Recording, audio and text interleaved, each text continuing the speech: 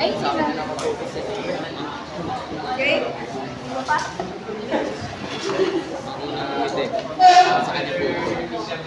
Pero hindi na. Kasi, tawag dito, yung na-improve ko yung motivation sa patient ko yung gumagawa ako yung bago sa po is naging CCL3 ay physical fit ko.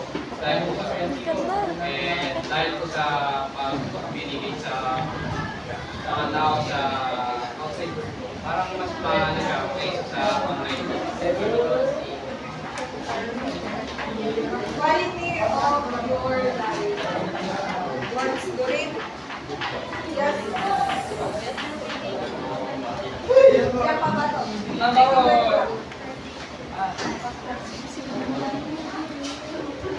Dalawa na lang pa.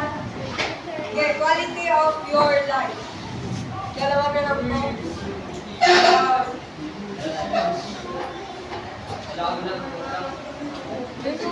Argina? Okay, Argina. Ibigay kayo ng example dito. Quality of your life.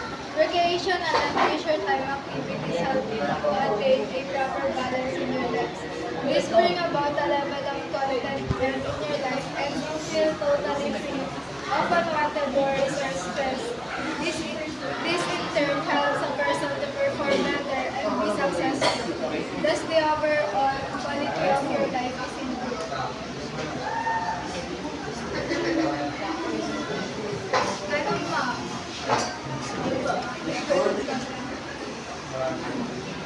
Ano po?